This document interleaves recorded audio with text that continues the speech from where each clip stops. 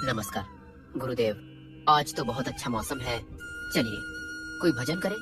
भजन तब करेंगे बेटा जब हमारे रसोई में कुछ पकने को होगा। देखो भंडार में तो एक दाना भी नहीं बचा। अरे गुरुदेव, इतना सुंदर दिन है, भूख की बात मत कीजिए। पर हाँ, अगर अनाज नहीं है तो क्या आज उपवास रख लें? अड़िया, आज नहीं पर एकादशी आने वाली है, उस दिन तो रखेंगे ही। पर बेटा अब समय आ गया है कि हम भी कुछ परिश्रम करें। तू गांव जा और किसी किसान से पूछ कि क्या वो अपना खेत हमें खेती के लिए देगा। ठीक है गुरुदेव, पर अगर खेत नहीं मिला तो मैं जंगल के पेड़ों से ही अनाज उगा दूंगा। तू बड़ा बातूनी है रे, जा भाग जा, ठाकुर जी तेरे साथ हों। अड़िया गांव पहुंचता है। चारों ओर हरियाली, बैलों की आवाजें और औरत खेतों में काम कर रही है।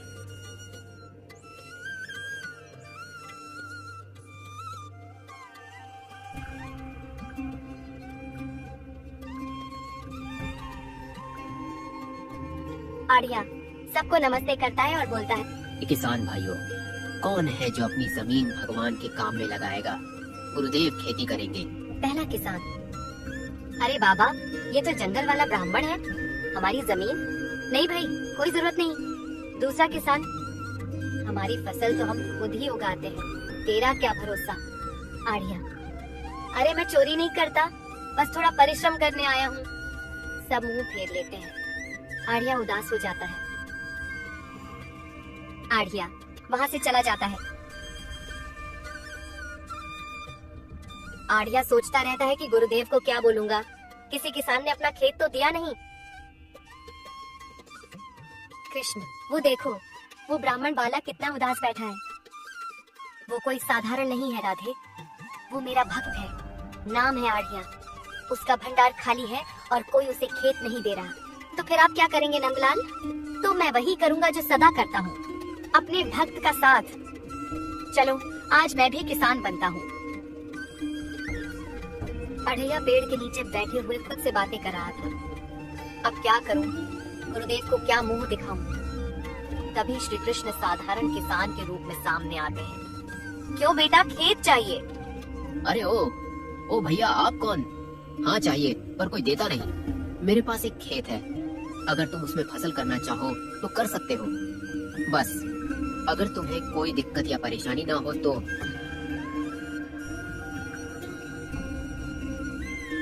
गुरुदेव को प्रणाम। गांव में एक किसान ने अपनी जमीन हमें खेती के लिए दे दी है। ठीक है अड़ैया, किसान जो फसल मांगे उसे दे देना। अड़ैया तो फिर तू खेत में जाकर आलू की खेती कर।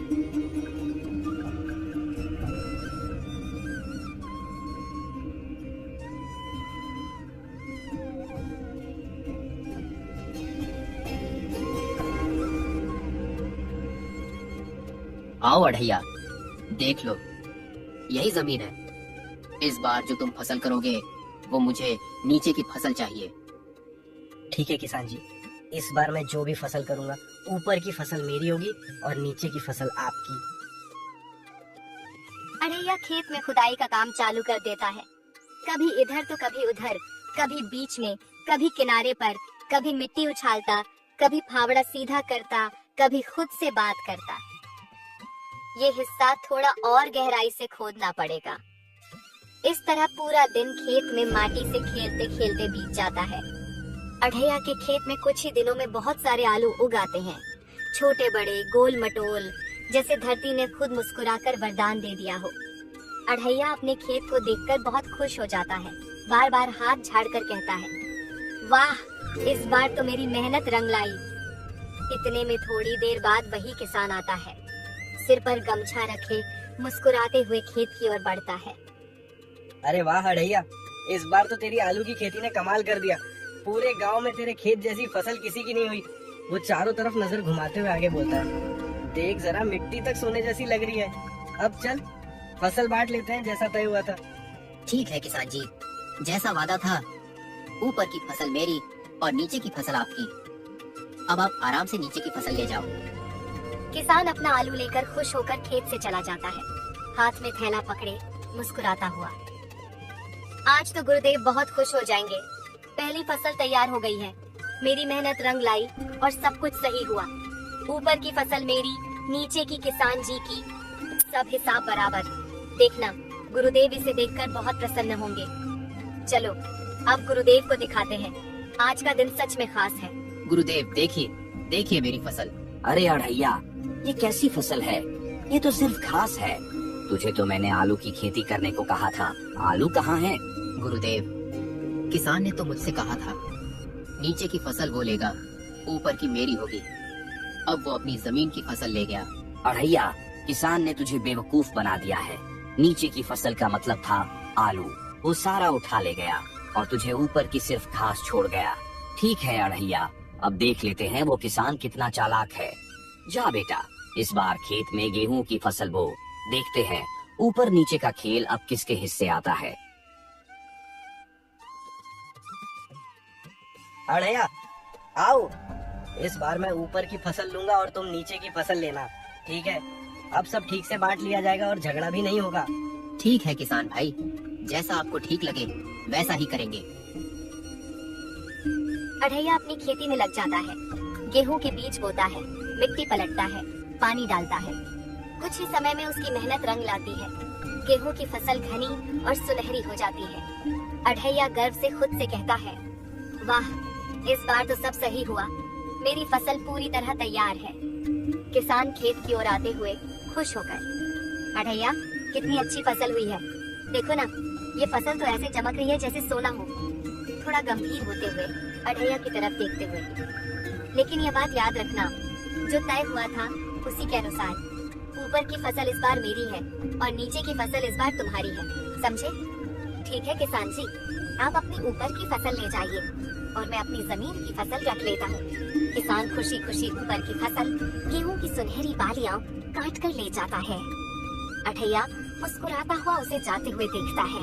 अढ़ैया अपनी बची हुई फसल लेकर आश्रम की तरफ चला जाता है और मन ही मन सोचता है, पिछली बार तो किसान ने नीचे की फसल ली थी और मुझे ऊपर की मिली थी, लेकिन इस बार मैंने नीचे की फसल ली है और किसान ने ऊपर की।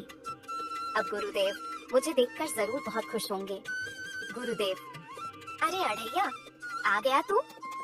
अच्छा, दिखा तो जरा कैसी फसल उगाई है इस बार।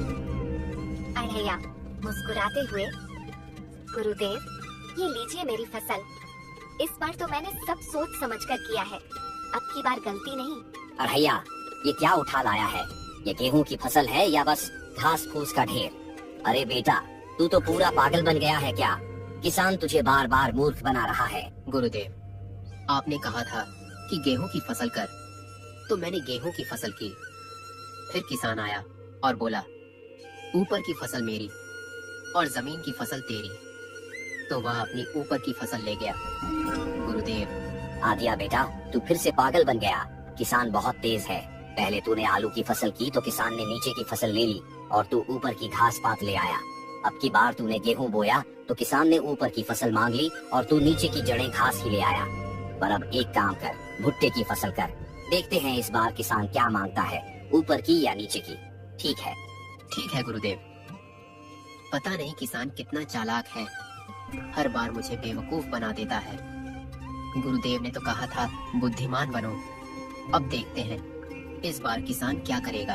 अढ़ैया तुम आ गए। इस बार मुझे फसल ना ऊपर की चाहिए ना नीचे की, मुझे तो बीच की फसल चाहिए। ठीक है अढ़ैया? ठीक है किसान जी, जैसा आप कहें। इतना बोलकर किसान खेत से चला जाता है। उधर अढ़ैया अपने काम में लग जाता है, कभी खेत खोदता, कभी बीज डालता, फिर पानी देता। देखते देखते उसकी फसल पकने की तैयारी हो जाती है। अब भुट्टे की फसल पूरी तरह पककर तैयार हो गई थी।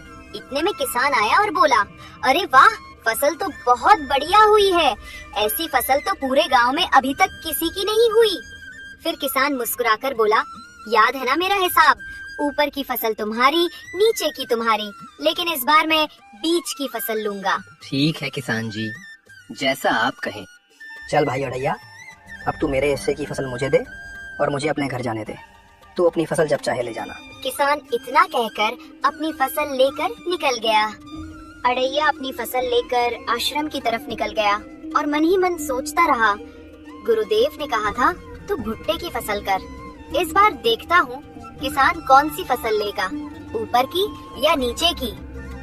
इतना कहकर वो आश्रम में पहुंच गया और सोचने लगा, गुरुदेव आज तो बहुत खुश होंगे, हमारे पास ऊपर की भी फसल है और नीचे की भी।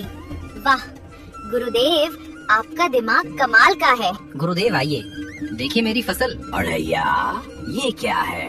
अढ़ैया, ये कोई फसल है क्या?